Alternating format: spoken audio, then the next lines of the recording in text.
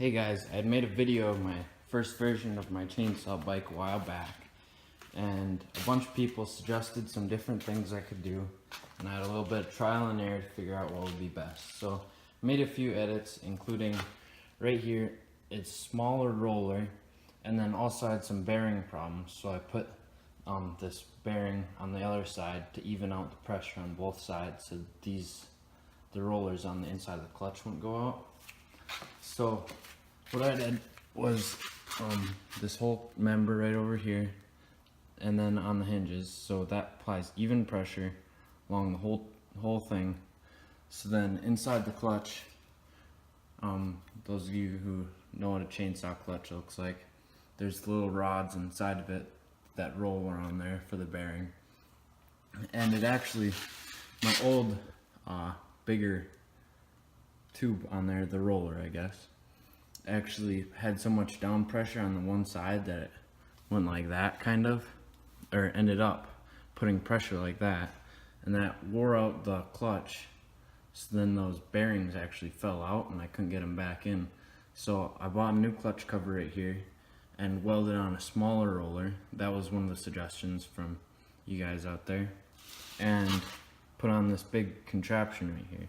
So what this contraption is it's just a bearing inside there, and then so that rod rides right into there and right there. So what the fancy deal with that is that it's not gonna apply uneven pressure, so that's gonna prevent me from putting that awkward pressure and wearing on weird parts in there, and the shaft inside there, it's not gonna bend that shaft or anything like that. So it is a small engine, so you kind of have to be careful with that. So that's the biggest thing.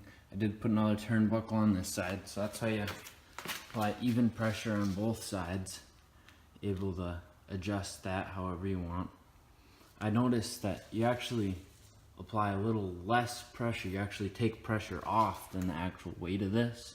If you put the whole weight of this, the chainsaw doesn't have enough torque to do so, to move that. So it is just a roller kind of thing. So another few questions I got were, how does the throttle work? So it's from a big wheel brake actually. So you just pull this is the throttle, and it goes back there, runs all the way down there around the tube, and right inside there you just pull it, and that's how the throttle works. Brakes are just these right here, just the regular brakes. Had a little bit of problem actually with the chain oiler on the chainsaw. It actually would oil the rim of the wheel on the bike, so that made my rear brakes not work. That was kind of funny, but figured that out, emptied out the oil, and been good ever since. Yeah, so kind of a cool design. If you guys have any questions or comments, please post them, and if you guys have made your own chainsaw bike, feel free to post the link or something like that, and I'd be happy to look at them. Yeah, so I have a few videos of me riding it around. One of my previous videos, a speed test video I guess, kind of answering a few questions. I'll post that as well. 33 miles an hour is top speed. My old design was 29 with the bigger roller, so that actually prevented it from getting a lot of that torque that it needed. So the smaller roller, more torque, and allowed the chainsaw to be able to get up to higher RPM, so good for everything. But yeah, I'll post those videos or put them after this, and if you have any questions or comments, feel free to ask me or tell me. Awesome. Thank you guys. Version 2 of the chainsaw bike. And there we are.